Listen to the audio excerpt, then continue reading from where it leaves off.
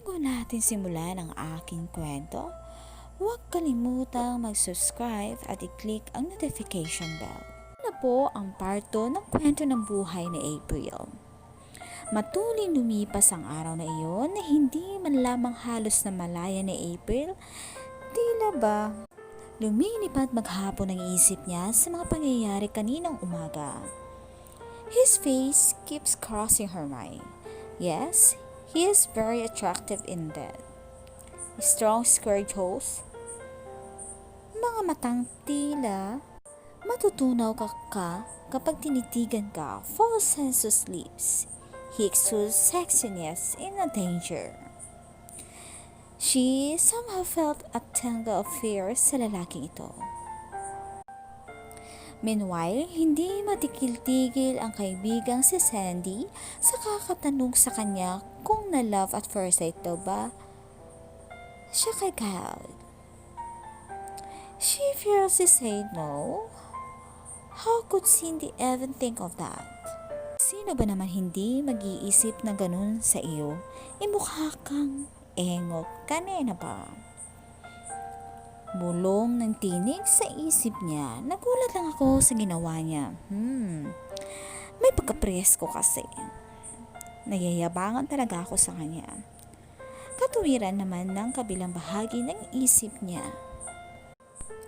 Marahan niyang ipinilig ang ulo na tila naiingayan sa nagsasagutang tinig sa sariling utak. She gave a sigh. Napatingin sa kanyang kaibigan na noon ay abalang nagbabrowse sa Facebook habang hinihintay sunduin ng novyang si Renz. Siya naman ay hinihintay ang sundo niya. Ewan ba kasi sa papa niya. Ilang ulit na nilang pinag-awayan ang kagustuhan nitong ipasundo at ipahatid siya kay Mang Ernie.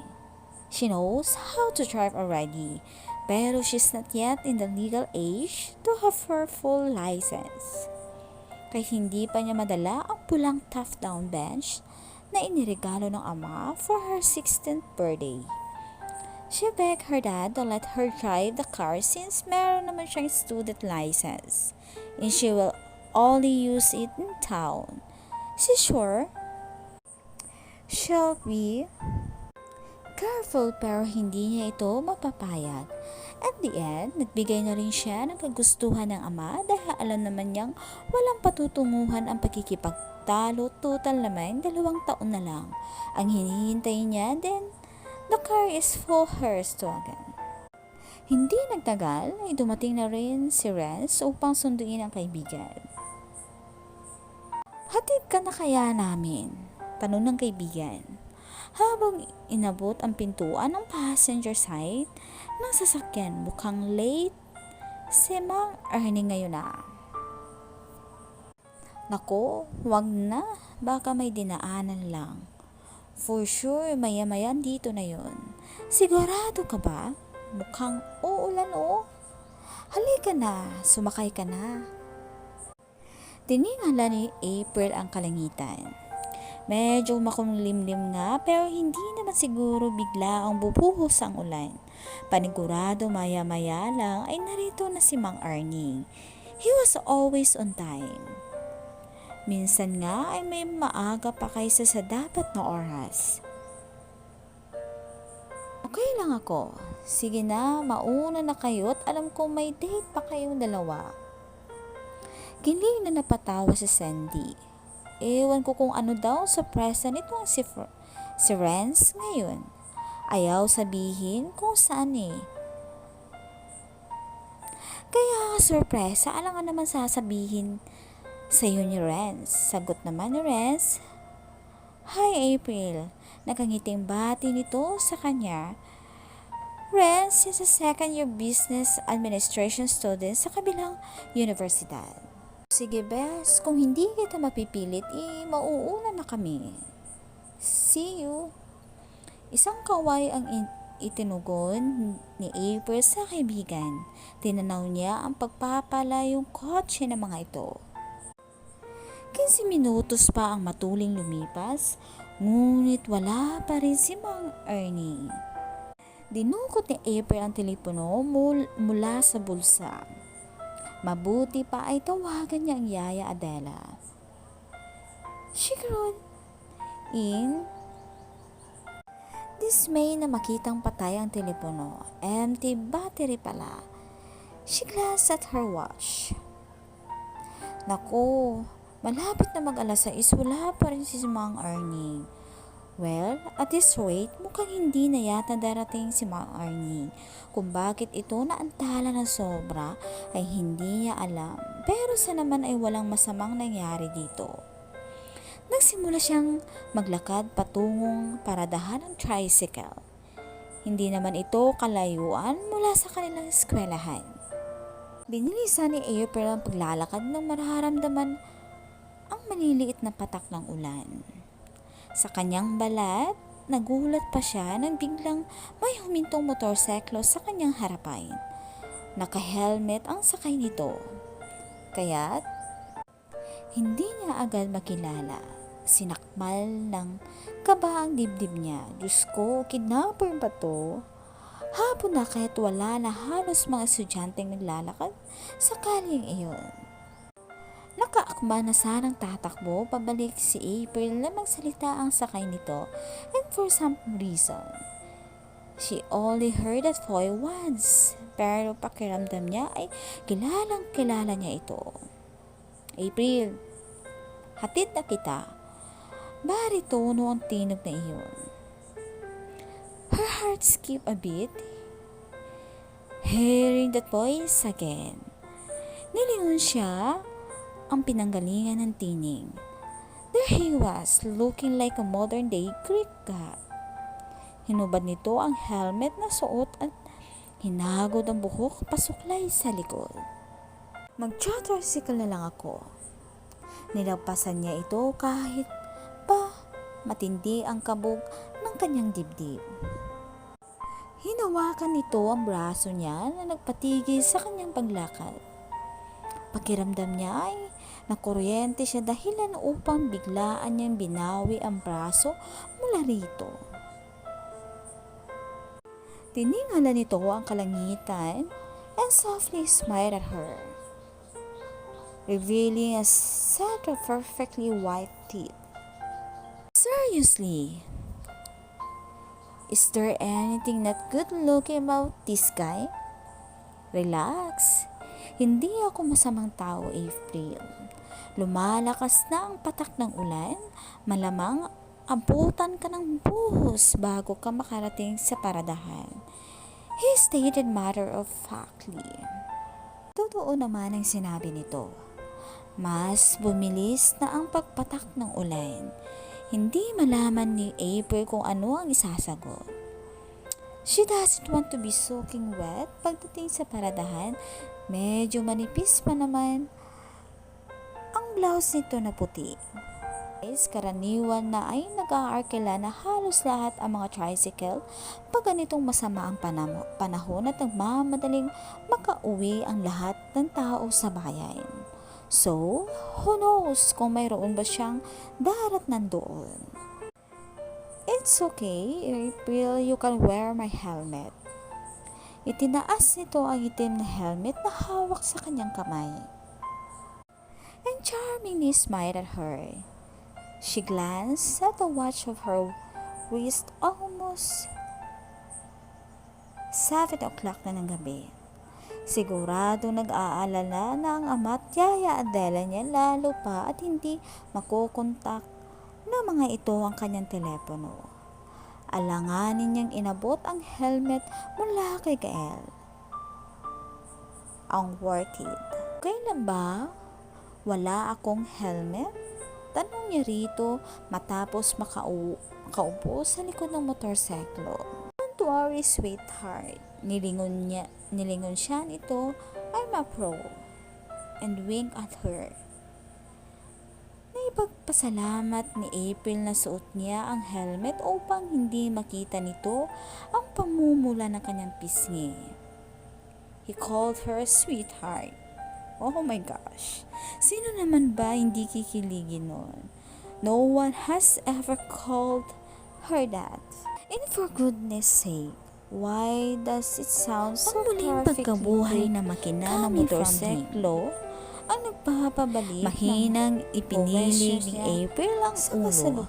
Ano bang nangyayari sa'yo, April? Hold on tight, sweetheart. She remembered And how he softly one of reached her out for suitors her tried hands, calling na her sa mga babe, balikat is he actually nito and praised placed and it turned around him down his waist. right then and there. Napasinghap si April sa ginawa nito. She is practically hugging him. She could smell his scent, muscular, with a hint of cologne. Ba pwedeng sa balikat na lang ako hahawak? Mas safe kasi kapag sa baywang ka humawak. Medyo bumpy ang daan at patungong hacienda nyo. He glanced at her again over his shoulders. Don't worry, I'm harmless. I've never done anything to a woman unless she wants it. Nag-init ang mga pisngi ni April again. She was thankful for the helmet na suot niya.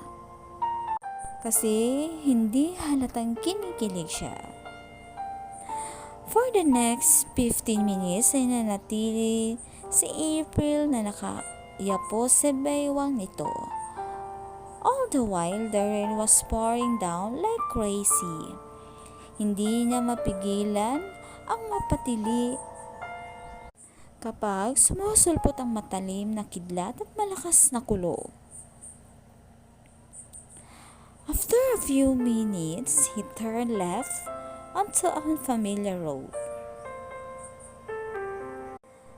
Dapat ay matakot si April lalo na at hindi naman niya ito talaga kilala except that he's the hot transferee at MSU. But for some reason, hindi niya makapa ang takot sa dibdib. Makalipas ang ilan pang minuto, ay nasa harap na sila ng isang lumang bahay Kastila. Ipinarada nito ang motorsiklo sa harap ng bahay. I think it's better na palipasin ang lakas ng ulan, April. He helped her get down the motorcycle at hinubad mula sa kanya ang helmet. He held her hand at itinakbo maliit na distansya patungo sa bahay. Walang nagawa si April but to run with him towards the house. This is where I live. Tara sa loob at makapagpunas. He was still holding her hand but she refused to move. Natigilan ito at nalingon siya. Ikaw lang mag-isa dito sa bahay? Alanganing tanong niya habang sinulyapan ang papasok sa kabahayan, trying to see if there's anyone else in the house. Nandito rin ang tiyahin ko. Siguro ay hindi lamang narinig ang pagdating natin dahil sa buhos ng ulan. Humarap ito sa kanya at itinukod ang dalawang kamay sa pader sa likod niya. Niyuko siya nito so that their faces met. April was trapped between Gael and the wall behind her. Hindi niya namalayan ang gagawin nang ilipat nito ang mukha sa kanya. She could smell his breath following her face. I told you, sweetheart, I'm harmless and I won't do anything to you na hindi mo gusto. He was looking at her with nararamdaman piercing. Ni April dalan ng basang damit. Daman niya ang pag-iinit ng mga pisngi. She clutched her handbag on her chest as if to protect her from him. He gave out a soft laugh, enjoying.